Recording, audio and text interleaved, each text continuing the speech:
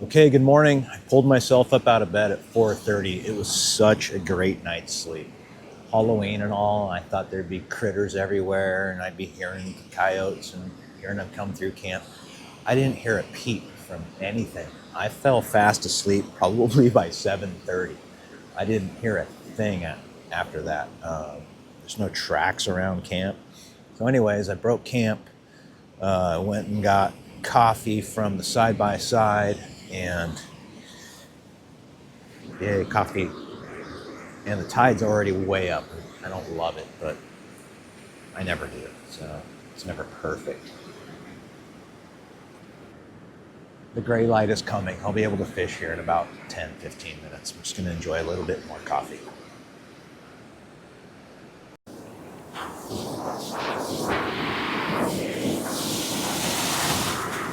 Stop and remind myself every now and then just how strange it is to be out here in this time of day, alone.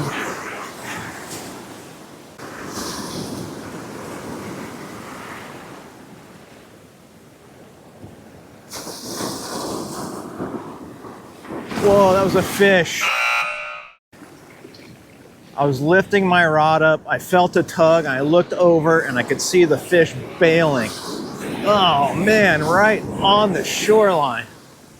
Oh, brutal. Oh, at least they're here. He was hooked up. I was lifting up the cast and he was eating the fly. I saw the boil and I saw him bail out when he felt the hook. Dang it. Right in the film here. Crazy.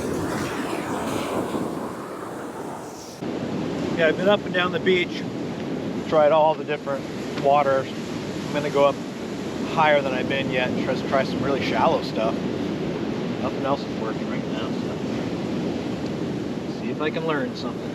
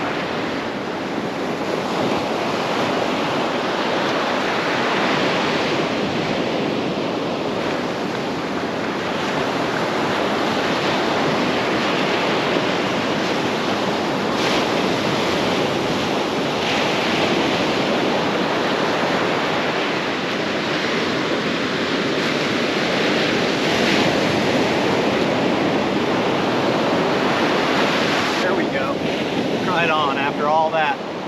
It's a good, it's a white snook, white Pacific white snook on the fly, finally.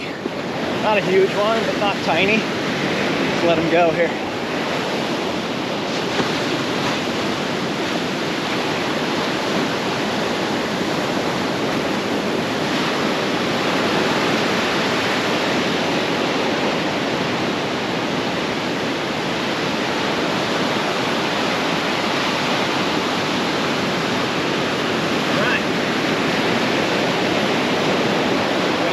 Before the tide changes.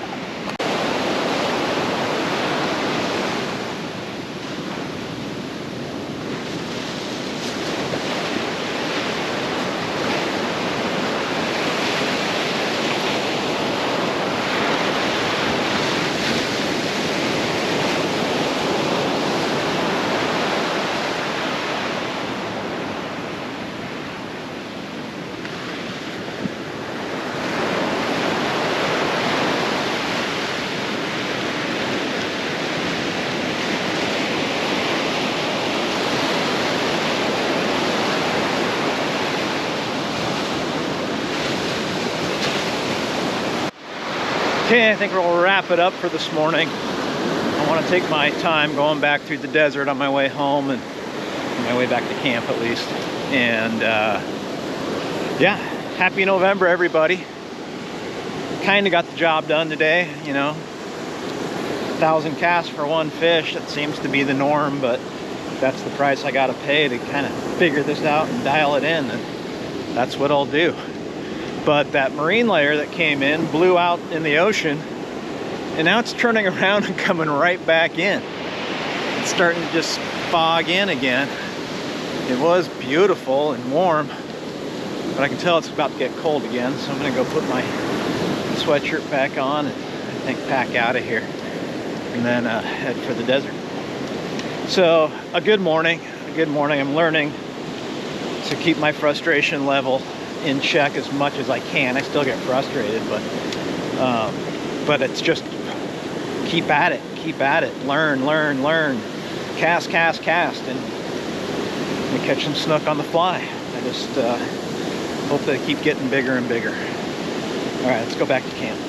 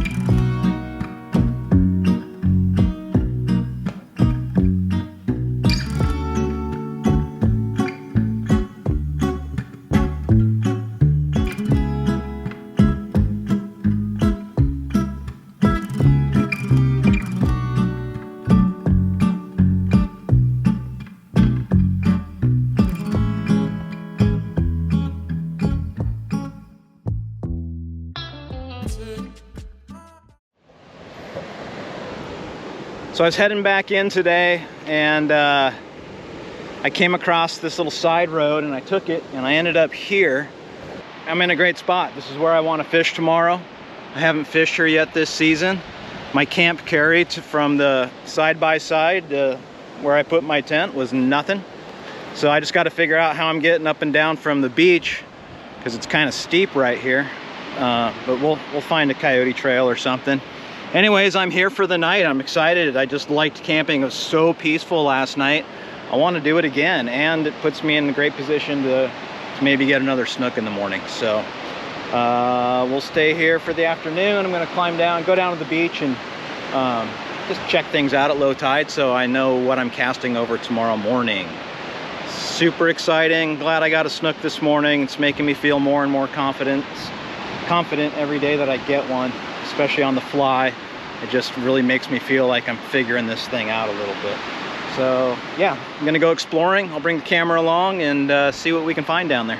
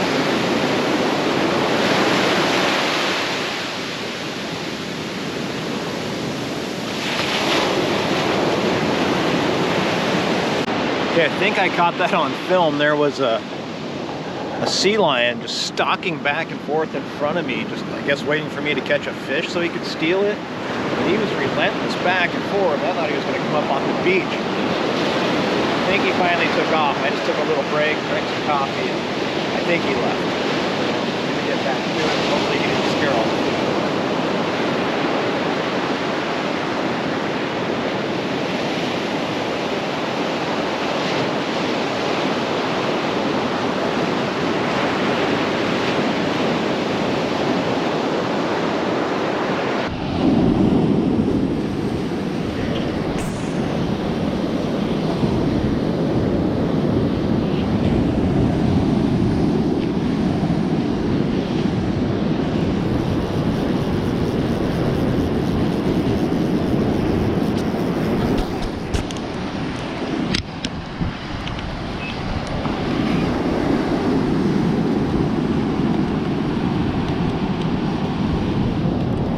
Corvina.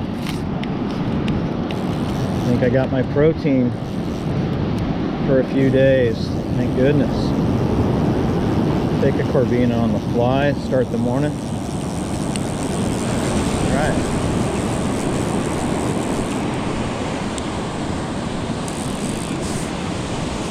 Good size.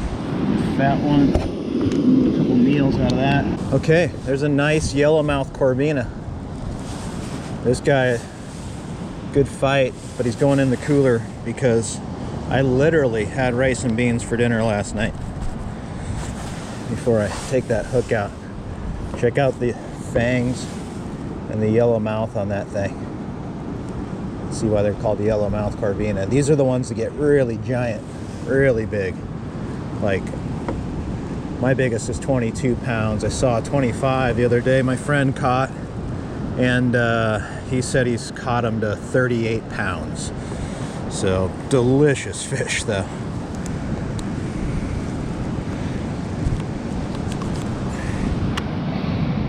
All right. Very cool. Good way to start the day. Needed that.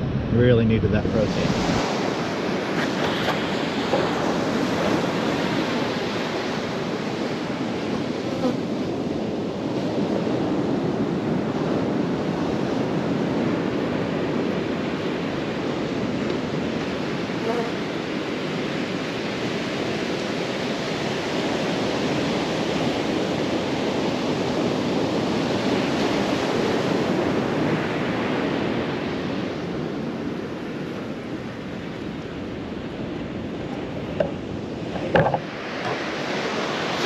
Bees are all about the fresh water, wherever they can get it. I think they just feel it.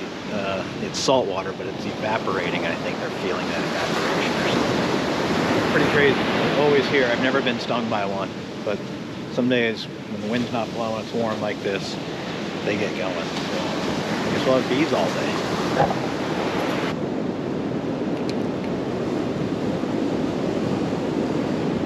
This is when you have to be brave. Get it? Be brave.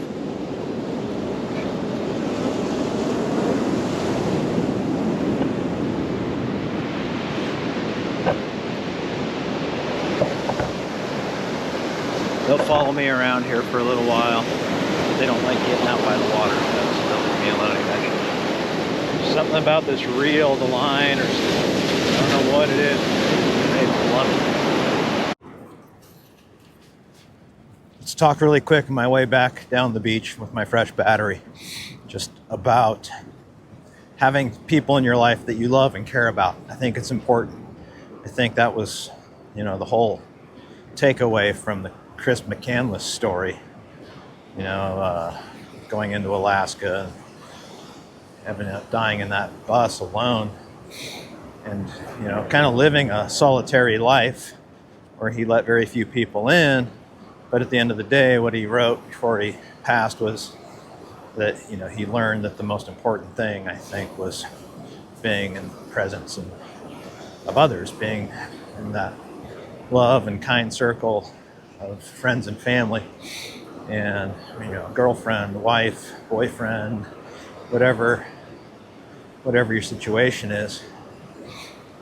I've been out here alone, and then I've been out here alone since I've really gotten deep into my relationship with Renee, and it's easier. It's harder and easier. I certainly feel more lonely, but knowing that she's there, even though she's not here in this moment, knowing she's there in the world makes me feel, I don't know, more human, more connected. You know, I take a little less risk. Want to come home safe, but definitely in my thoughts all the time. So it's important. If you're a little bit like me and you like to go out and do things alone and be alone and have your time, that's great. But also make time for other people in your life. It's really important for you, for your mental health, and it's just the state of humans. It's our nature. So go do it. I'm going fishing.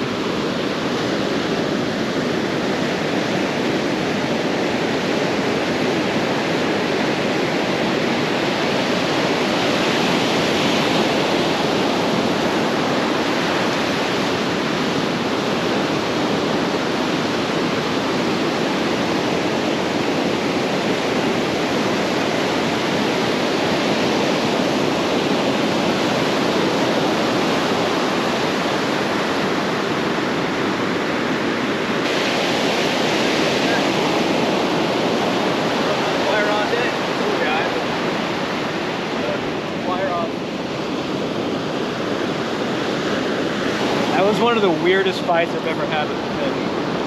He just grabbed it and like did this weird slide down the shoreline and kept kind of coming at me on this little wave. And, like, I had to keep the line super tight the whole time. It was hard to do.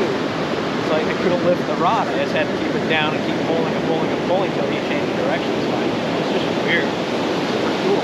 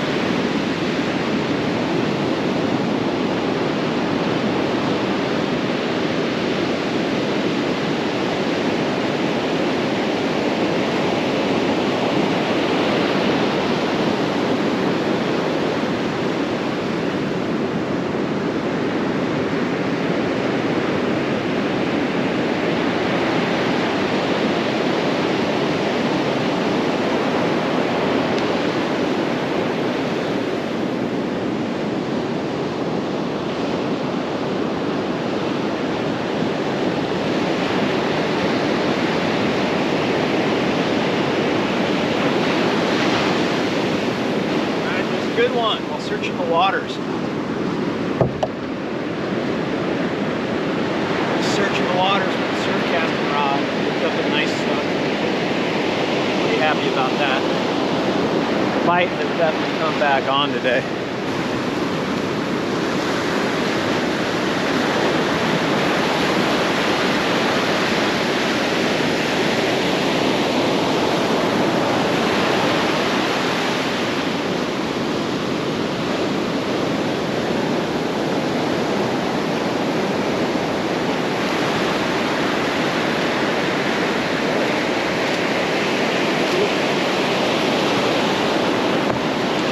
Yeah, on a new beach. I'm so happy about that.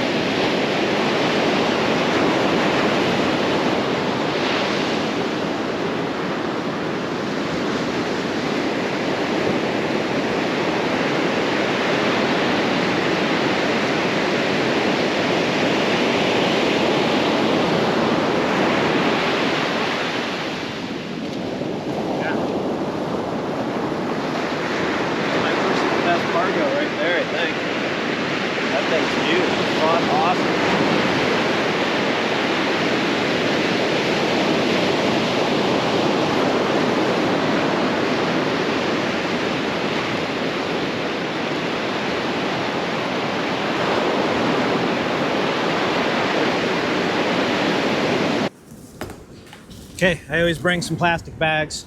Well, I have one left with my knives. I'm sure full of sand. And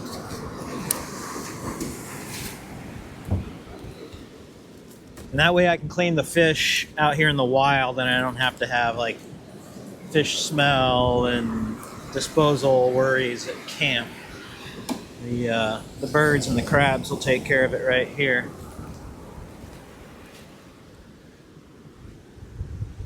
But yes, delicious Corvina. That thing's gonna be beautiful. Give him a quick rinse. And you can see what separates this Corvina, the yellowmouth from the just normal Corvina. See the big yellow in there? That big yellow mouth? Look how wide you can open that thing. But this is a really, really nice eating fish.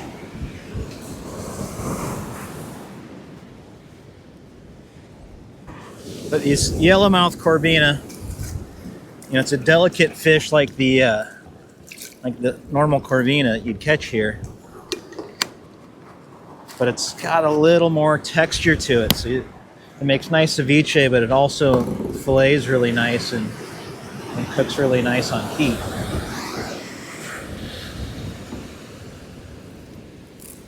No, I'm not great at filleting fish, so all you fish filleters out there, stop making fun of me. I can hear you.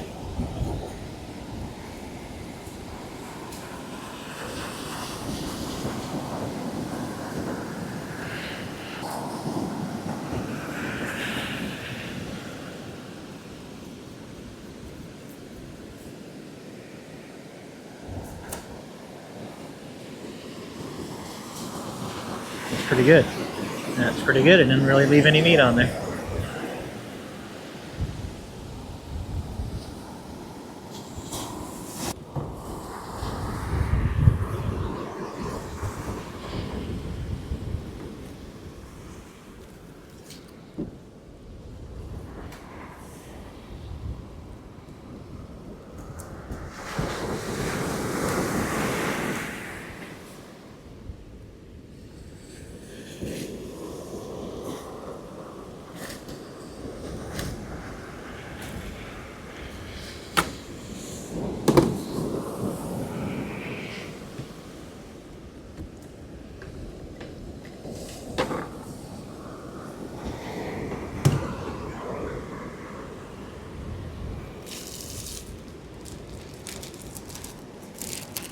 Okay, there's two nice fillets. Maybe one's lunch, maybe one's dinner, or maybe they're both dinner, or maybe I don't know. But I have delicious fish. All right, we'll wash everything up. Oh, in case you're wondering what I wear on my feet out there, they're just booties. Cressy, I think that's how you pronounce them. Just dive booties like got at the local dive shop here.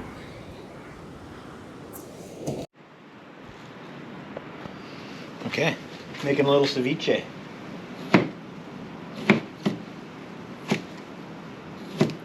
Already cut up onion, red onion, jalapeno. Doing a little cucumber now. I'm gonna hit it with some soy sauce, some lime, and some fish that I just caught. It's gonna be so delicious.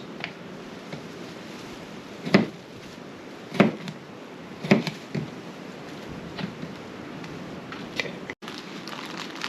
Fresh from the ocean.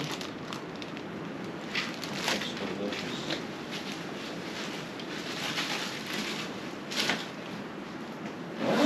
Save that other fillet for tomorrow.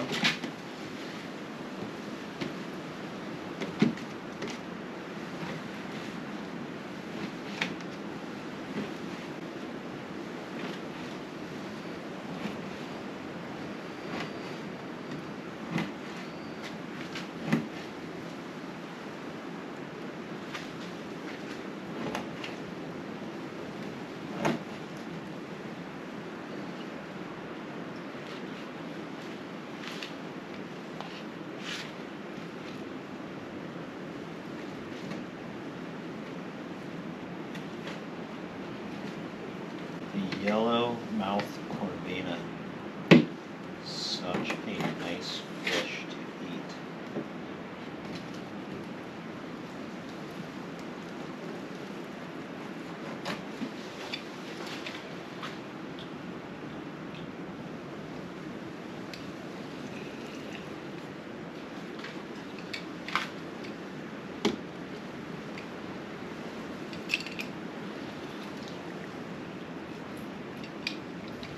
Oh, this is going to be good. Okay, there's a half a fillet. There's 3 limes, half a red onion, half a cucumber, half a jalapeno. Obviously, if I had used the whole fish, I would have been using all of everything, but I'll save it for a little later. And then the huichol and the soya.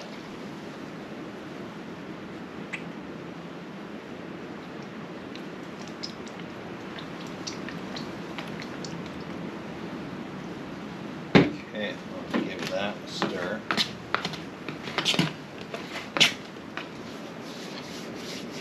You have to eat fresh if you want to be here. You have to. I guess you could go buy a bunch of canned stuff and top ramen, which I eat plenty of, but if you want to eat good food here, you got to go catch it and then get your vegetables and mix it up and make it up. I mean, this is a staple down here, ceviche.